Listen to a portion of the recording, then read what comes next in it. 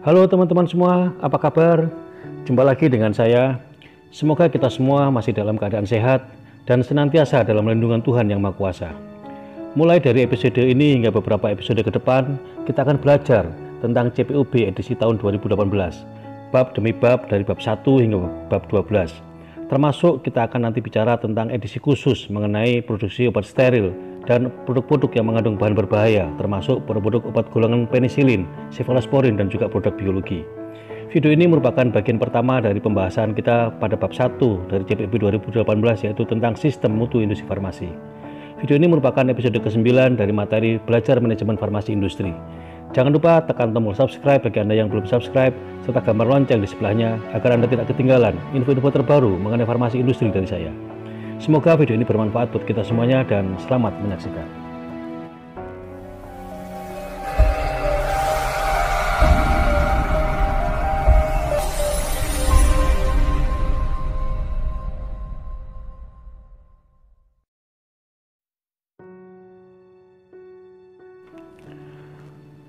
Seperti yang sudah kita bicarakan pada episode sebelumnya, bahwa revolusi industri 4.0 juga membawa dampak yang sangat luar biasa terhadap industri farmasi.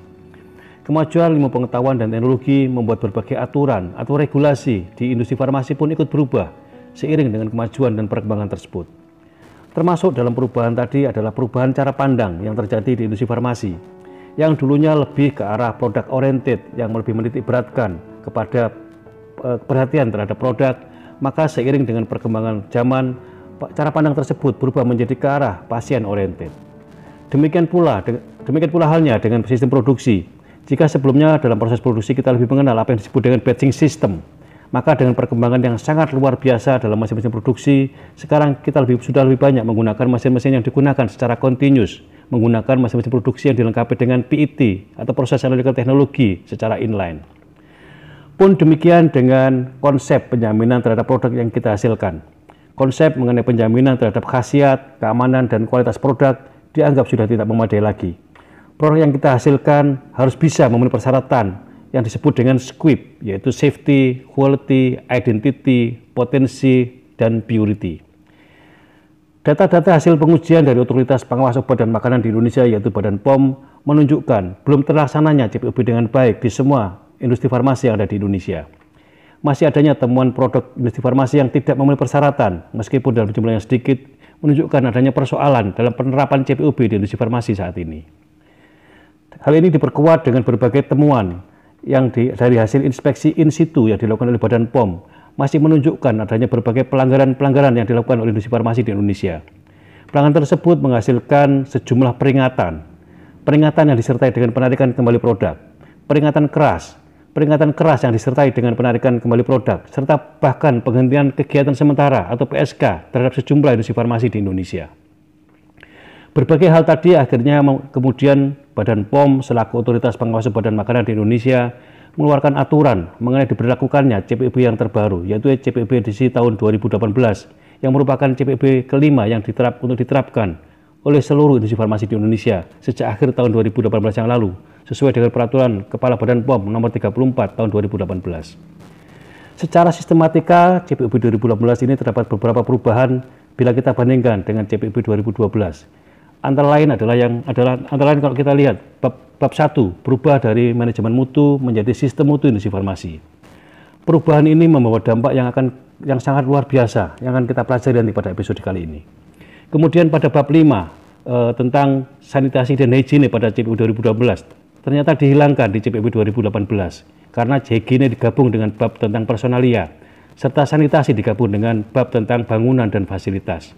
Sedangkan CPUB di 2012 tentang produksi di CPUB 2018 pindah menjadi bab kelima. Sementara di bab 6 berubah menjadi cara penyimpanan dan pengiriman obat yang baik yang pada CPUB 2012 masuk ke dalam aneks CPUB. Kemudian pada bab 9 tentang penanganan keluhan terhadap produk dan penarikan kembali produk berubah menjadi keluhan dan penarikan produk. Sedangkan pada bab 11 tentang pembuatan dan analisis berdasarkan kontrak, maka pada CPUB 2018 berubah menjadi kegiatan alih daya. Demikian pula pada aneks terdapat sedikit perubahan, yaitu pada aneks 2 tentang produk produksi produk biologi untuk penggunaan pada manusia, serta pada aneks 5, yaitu pembuatan produk darah atau plasma manusia. Nah, kita akan coba mulai pembahasan CPUB 2018 satu persatu, mulai dari bab 1. Bab 1 ini terdapat begitu banyak perubahan penting dan fundamental yang akan mempengaruhi seluruh isi dan tujuan pelaksanaan CPUB di industri farmasi. Demikian pula terdapat banyak istilah-istilah baru yang kita kenal pada CPUB 2018 ini. Antara lain adalah istilah pemegang izin industri farmasi atau IF, manajemen puncak, dan lain-lain. Kemudian pada CPUB 2018 ini kita akan lihat ada sesuatu yang sangat penting di situ, yaitu tentang manajemen puncak. Manajemen puncak memegang peranan yang sangat penting dalam pelaksanaan CPUB di industri farmasi. Berbeda dengan CPUB edisi 2012, di mana sebagian besar pelaksanaan CPUB diserahkan dalam petik ke pundak penanggung jawab quality assurance. Maka dalam CPUB 2018 ini, tanggung jawab mengenai pelaksanaan dan implementasi CPUB diserahkan kepada manajemen puncak. Tugas dari manajemen puncak tersebut antara lain adalah sebagai menjadi penanggung jawab pencapaian sasaran mutu, serta mengarahkan dan mengendalikan, serta memobilisasi sumber daya perusahaan untuk mencapai kepatuhan terhadap regulasi. Dalam CPUB 2018 ini kita juga kenal istilah pemegang izin industri farmasi, di mana pada CPUB 2012 dan serta edisi sebelumnya tidak dikenal istilah ini. Seperti yang kita bahas pada episode mengenai sertifikasi dan registrasi obat, pemegang izin industri farmasi bertanggung jawab penuh terhadap produk yang dipasarkannya. Sejalan dengan berbagai kemajuan termasuk meningkatnya kegiatan alih daya atau outsourcing, maka pemegang izin edar harus bertanggung jawab penuh terhadap produk-produk yang didaftarkan ke Badan POM.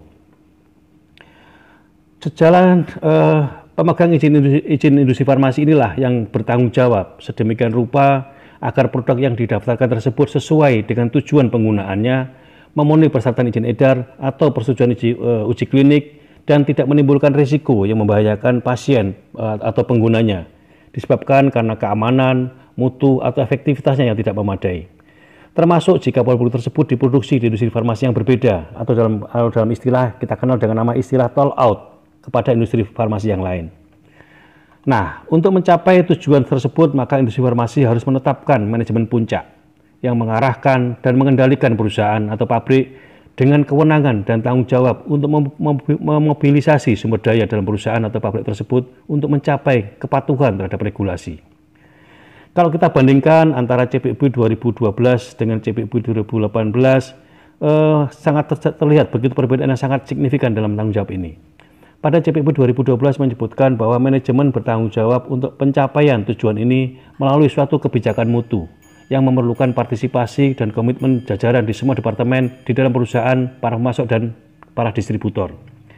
Sedangkan pada CPUB 2018 disebutkan bahwa industri farmasi harus menetapkan manajemen puncak yang mengarahkan dan mengendalikan perusahaan atau pabrik dengan kewenangan dan tanggung jawab memobilisasi sumber daya dalam perusahaan atau pabrik untuk mencapai kepatuhan terhadap regulasi.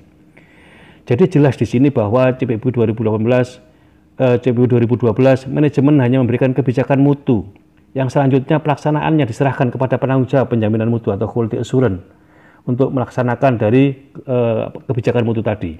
Sedangkan pada CPUB 2018 pelaksanaan tersebut diserahkan kepada sang manajemen puncak yang memiliki kewenangan yang jauh lebih besar dibandingkan dengan seorang penanggung jawab quality assurance. Selain itu, dalam CPUB 2012 juga disebutkan bahwa untuk mencapai tujuan mutu secara konsisten dan dapat diandalkan, diperlukan sistem pemastian mutu yang didesain secara menyeluruh dan diterapkan secara benar, serta menginkorporasi cara pembuatan obat yang baik termasuk pengawasan mutu dan manajemen risiko mutu. Sedangkan pada CPUB 2018 disebutkan bahwa untuk mencapai sasaran mutu yang handal diperlukan sistem mutu yang didesain secara komprehensif dan diterapkan secara benar, serta mencakup cara pembuatan obat yang baik dan manajemen risiko mutu. Sangat jelas di sini bahwa CPUB 2018 tanggung jawab mutu dibebankan kepada manajemen puncak, yang mana pada CPUB 2012 tanggung jawab tersebut berada di beban pundak dari sang penanggung jawab penjaminan mutu atau quality assurance. Nah, di sini ada juga perbedaan istilah, yaitu tujuan mutu dan sasaran mutu. Bedanya di mana?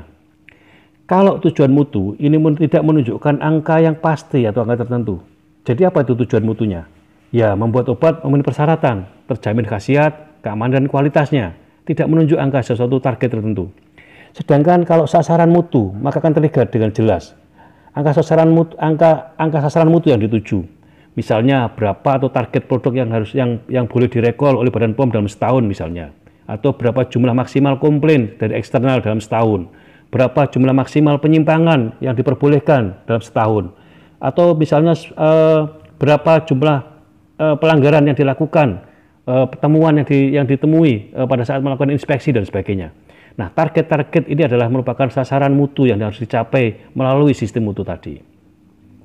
Nah, kemudian CPUB 2018 juga memerintahkan kepada manajemen puncak untuk bertanggung jawab dalam pencapaian sasaran mutu tadi, yang tentunya memerlukan partisipasi dan komitmen dari personel pada semua tingkatan, dari berbagai departemen dan perusahaan, juga pemasok dan juga para distributornya. Untuk itu diperlukan suatu manajemen mutu yang didesain secara menyeluruh dan diterapkan dengan benar, serta menginkorporasikan CPUB beserta pengawasan mutu dan manajemen resiko mutu juga.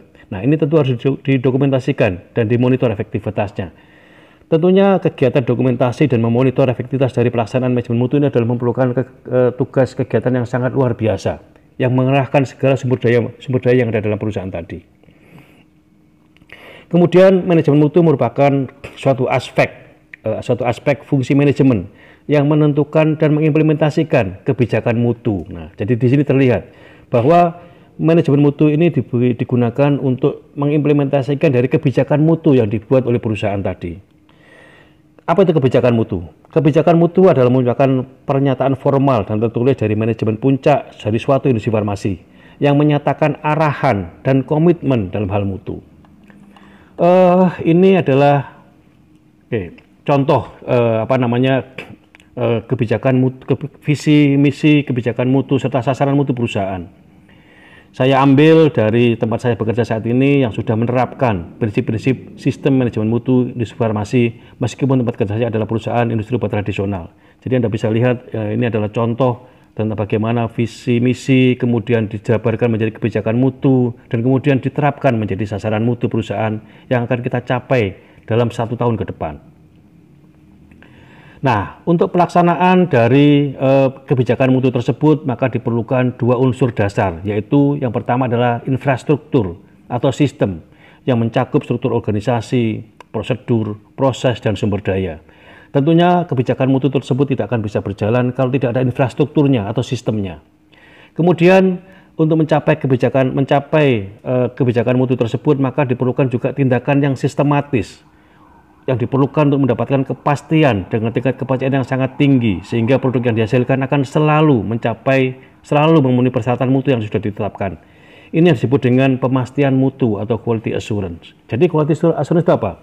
Jadi serangkaian suatu tindakan sistematis yang terarah sehingga untuk bisa mencapai sasaran yaitu selalu memenuhi persyaratan yang telah ditetapkan. Nah, secara konsep dari quality assurance adalah sebagai berikut. Jadi yang pertama adalah adanya manajemen mutu.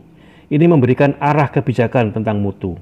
Kemudian ada pemastian mutu. Pemastian mutu itu apa? Tindakan sistematis untuk melaksanakan dari sistem mutu tadi. Nah, CPUB merupakan bagian dari pemastian mutu yang berguna untuk apa? Untuk menghindarkan atau meminimalkan resiko yang tidak dapat dideteksi melalui serangkaian pengujian atau tes. Misalnya apa? Kontaminasi silang dan terjadinya campur baur atau mix up. Jadi CPUB ini adalah merupakan, kalau kita lihat di dalam keseluruhan aspek dalam CPUB, tujuannya hanya 2. Yang pertama adalah menghindarkan kontaminasi silang. Dan yang kedua adalah menghindarkan terjadinya mix up atau campur baur. Nah, ini adalah yang meskipun ini sangat sederhana, yaitu menghindari cross contamination dan mix up, tapi pelaksanaannya sangat luar biasa susahnya. Misalnya apa? Kontaminasi tentang debu, tentang udara, tentang mikrobiologi dan sebagainya. Kemudian mix up, bagaimana kita bisa menghindarkan campur baur, salah label dan sebagainya. Nah, semuanya dengan penerapan CPUB ini maka kesalahan-kesalahan tadi bisa kita hindarkan. Kemudian dalam konsep ini juga ada bagian pengawasan mutu, merupakan bagian dari CPUB yang fokus pada pelaksanaan pengujian, termasuk pengujian terhadap lingkungan, fasilitas, bahan baku, dan sebagainya, serta komponen dan produk sesuai dengan standar yang ada. Jadi Secara garis besar, secara konsep, manajemen mutu itu adalah merupakan konsep yang sangat luas yang mencakup semua aspek baik secara individual maupun secara kolektif yang akan mempengaruhi mutu produk. Manajemen mutu adalah totalitas dari semua pengaturan yang dibuat dengan tujuan untuk memastikan bahwa obat yang akan kita distribusikan nantinya memiliki mutu sesuai dengan tujuan penggunaannya. Nah, manajemen mutu ini mencakup juga tentang cara pembuatan obat yang baik atau CPOB. Ini merupakan gambaran di industri farmasi. Jadi di sini ada GMP atau CPOB ini mengatur bagaimana proses dari purchasing, bagaimana mengatur di bagian produksi, bagaimana mengatur tentang engineering, bagaimana tentang QC, bagaimana tentang QA dan sebagainya. Ini adalah merupakan aspek-aspek yang diatur dalam CPOB atau GMP. Nah, bagian dari quality assurance secara konsep juga mencakup tentang bagaimana tentang pengujian, atau di situ juga mencakup tentang GCP atau Good Clinical Practices. Karena sebelum obat tadi kita produksi, kita daftar ke Badan POM, ada beberapa obat yang harus melalui uji bioviabilitas atau bioequivalensi. Maka seperti yang kita bicarakan kemarin, maka diperlukan adanya pengujian secara klinikal atau maka memerlukan yang disebut dengan Good Clinical Practices. Kemudian obat tadi kemudian kita submit ke Badan POM. Kita daftarkan, maka kita harus menerapkan apa disebut dengan Good Submission Practices atau GSP. Kemudian obat tadi kita kita periksa di laboratorium dengan untuk pengujian kadar, pengujian mutu dan sebagainya. Maka kita harus melakukan yang disebut dengan GLP atau Good Laboratory Practices. Kemudian produk obat yang sudah kita produksi kita distribusikan, kita kita edarkan kepada masyarakat. Maka kita harus menerapkan apa disebut dengan GDP, Good Distribution Practices. Maka secara konsep quality assurance atau penjaminan mutu, GMP adalah merupakan bagian dari quality assurance. Bagian yang lainnya apa? Ya GCP, GSP, GLP maupun GDP. Kalau semua ini berjalan, maka konsep penjaminan mutu tadi bisa kita laksanakan bahwa pasien akan mendapatkan obat sesuai dengan mutu, sesuai dengan tujuan dari penggunaannya. Nah, ini adalah merupakan perbedaan yang sangat fundamental antara CPOB 2018 dibandingkan dengan CPOB 2012, terutama mencakup pelaksanaan dari CPOB ini. Pada CPOB 2012, CPOB merupakan bagian dari pemastian mutu yang memastikan bahwa obat dibuat dan dikendalikan secara konsisten untuk mencapai standar mutu yang sudah sesuai dengan tujuan penggunaan dan dipersyaratkan dalam izin edar dan spesifikasi produk. CPOB hanya mencakup bagian produksi dan di pengawasan mutu. Kalau kita lihat CPOB 2018, yang diatur dalam CPOB adalah hanya bagian produksi dan pengawasan mutu. Nah, sedangkan dalam CPOB 2018, CPOB diterapkan pada tahap-tahap siklus pembuatan obat investigasi, alih teknologi, produk komersial, hingga produk tadi tidak diproduksi lagi. Jadi kalau kita lihat di CPOB 2018 ini sangat luas sekali. Jadi dari mulai siklus pembuatan obat investigasi atau obat masih berada dalam R&D di product development, maka CPOB sudah mulai berlaku di sana. Dan sistem mutu ini dapat diperluas ke tahapan pada siklus pengembangan produk seperti yang diuraikan pada ICH Q10 yang memfasilitasi inovasi dan perbaikan berkesinambungan serta memperkuat hubungan antara kegiatan pengembangan produk dan kegiatan pembuatan produk. Jadi antara bagian pengembangan produk di bagian research and development atau bagian product development dan bagian pembuatan produk di bagian produksi harus ada hubungan, saling keterkaitan antara satu dengan yang lainnya. Nah, seperti yang Anda lihat dalam gambar ini adalah merupakan pelaksanaan dari sistem mutu industri farmasi yang ada di dalam CPOB 2018. GMP sudah sekarang untuk saat ini juga mencakup bagian dari produk pharmaceutical development dan juga teknologi transfer.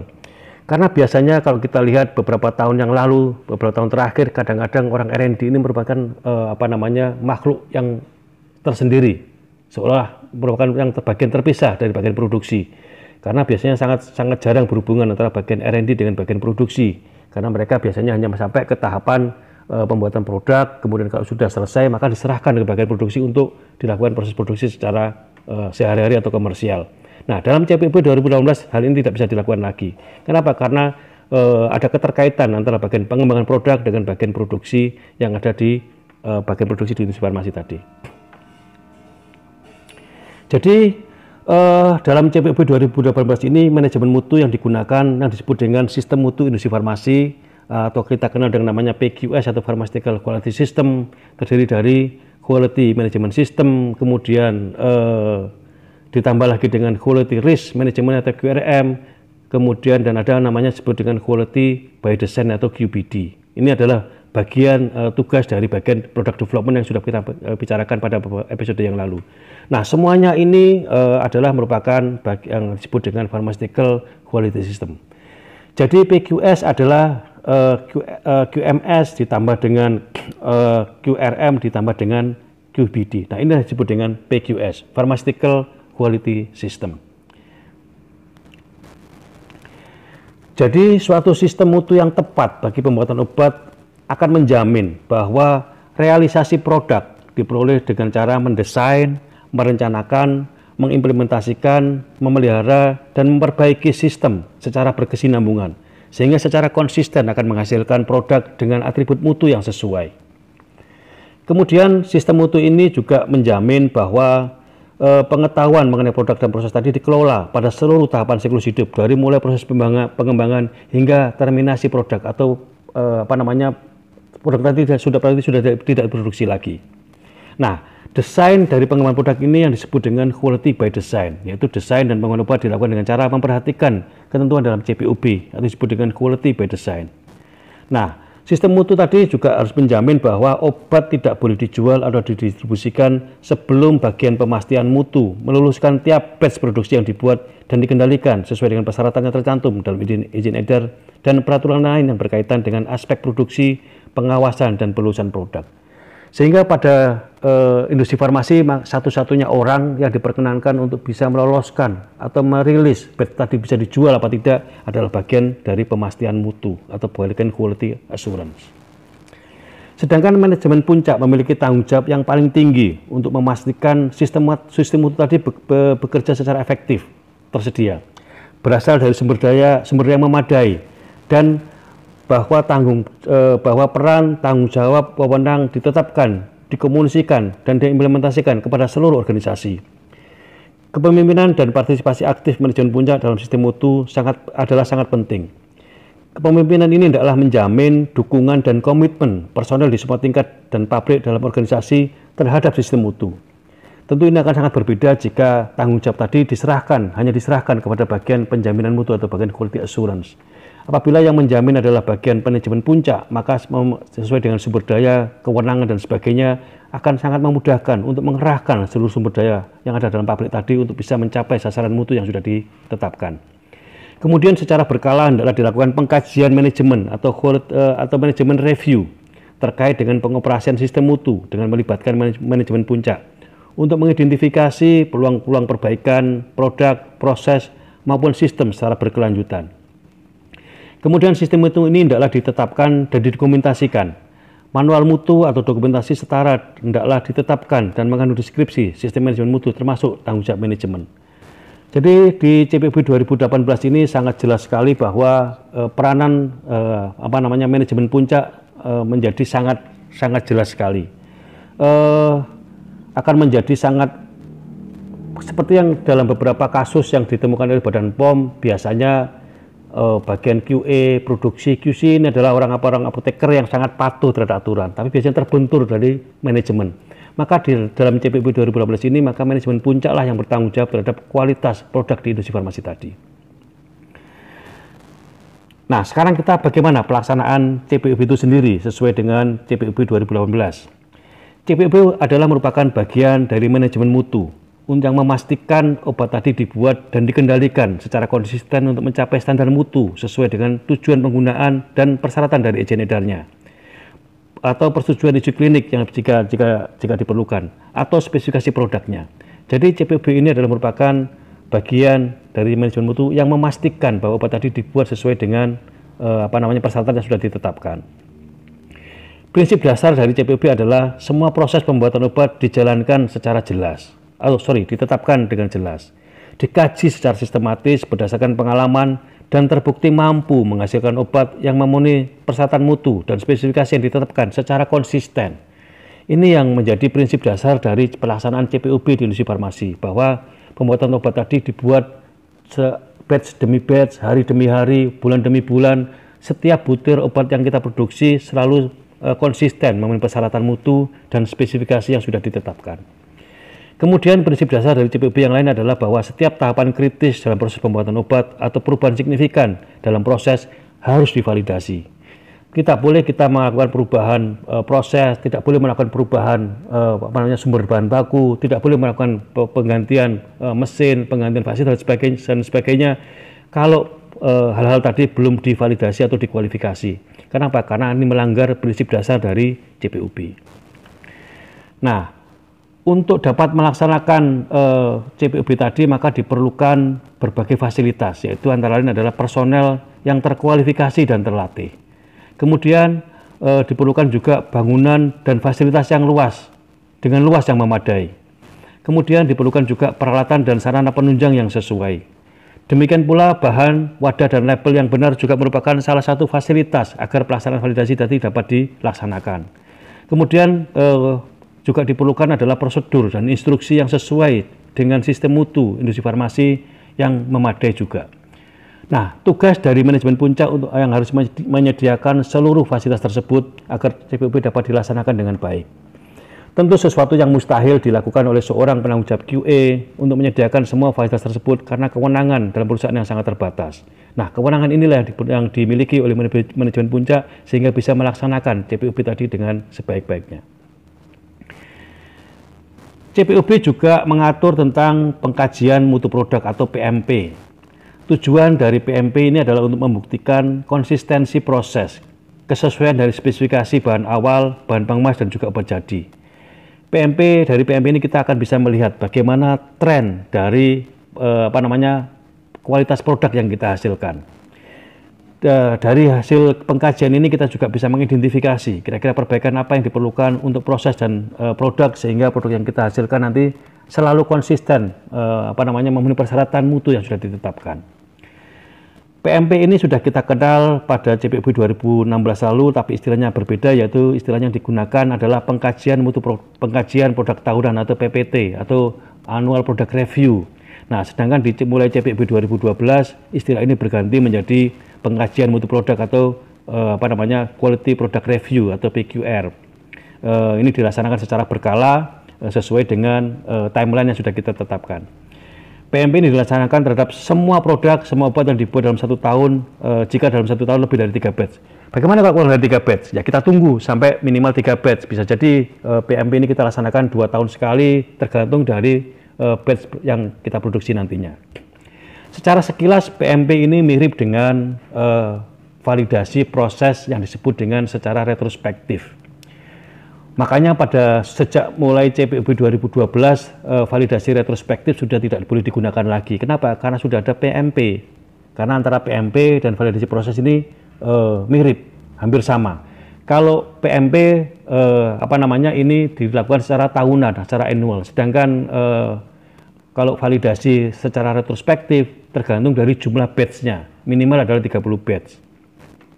Nah, PMP ini dilakukan oleh bagian penjaminan mutu atau bagian quality assurance, dibantu oleh bagian pengawasan mutu dan juga dari bagian produksi. Aspek-aspek yang perlu diperhatikan dalam pelaksanaan PMP adalah jumlah batch yang dibuat dalam 1 tahun. Kemudian jumlah dan prosentase batch yang ditolak atau dilakukan proses ulang, dan bila ada batch yang bermasalah. Ini akan menjadi perhatian dalam saat kita melaksanakan pengkajian mutu produk ini. Kemudian hasil dari pengujian analisa dan mikrobiologi dari produk akhir dan atau pemeriksaan selama proses dan pemantauan secara lingkungan, terutama untuk produk steril. Ini juga merupakan hal yang perlu diperhatikan dalam pelaksanaan PMP ini. Kemudian yang penting yaitu status validasi proses. Kenapa? Karena produk yang belum tervalidasi maka kualitas produk, konsistensi produk maka tidak bisa dijamin. Ada begitu banyak temuan dari Badan POM mengenai validasi proses ini. Ada beberapa perusahaan yang belum menjalankan validasi proses dengan penuh. Kenapa? Karena berbagai kendala tadi. Makanya dalam CPOB 2018 ini tanggung jawab diambil alih oleh bagian manajemen puncak tadi. Kemudian yang perlu juga diperhatikan dalam pelaksanaan PMP adalah penyimpangan dan hasil penyelidikan terhadap penyimpangan tadi. Apakah penyimpangan yang dilakukan tadi sudah di-close temuannya Nanti kita bicara tentang bagaimana tentang KAPA, yaitu corrective action dan preventive action, kegiatan untuk pengendalian dan pencegahan dari kesalahan. Ini merupakan bagian penting dari pengkajian mutu produk. Kemudian juga adanya keluhan produk yang diterima, baik secara internal maupun secara eksternal, terutama adalah tentang teguran kritis dari Badan POM, atau juga apabila terjadi penarikan kembali produk. Ini adalah merupakan hal-hal yang sangat krusial yang kita lakukan pada saat kita lakukan pengkajian mutu produk ini. Kemudian data lagi yang yang penting juga adalah tentang data stabilitas, termasuk stabilitas produk yang potensial. Yang ini juga harus merupakan perhatian dari pelaksanaan pengkajian mutu produk tadi. Demikianlah teman-teman semua sekilas gambaran tentang bab 1 dari CPP 2018, yaitu tentang sistem mutu industri farmasi atau pharmaceutical quality system. Ada banyak perubahan fundamental sebagai akibat dari perubahan dari bab 1 ini, terutama menyangkut bab tentang produksi, pengawasan mutu, keluhan, dan penarikan kembali produk, sistem dokumentasi, dan yang terutama dan paling banyak berubah adalah nanti dibandingkan dengan CPP 2012 adalah tentang kualifikasi dan validasi. Masih ada 2 bagian lagi yang akan kita pelajari sebagai bagian pada bagian kedua nanti pada bab 1 ini, yaitu tentang quality risk management atau QRM dan quality by design, yang juga merupakan bagian dari pharmaceutical quality system atau sistem mutu industri farmasi. Semoga video ini bermanfaat untuk kita semuanya. Terima kasih atas perhatiannya. Sampai jumpa pada episode selanjutnya. Wassalamualaikum warahmatullahi wabarakatuh.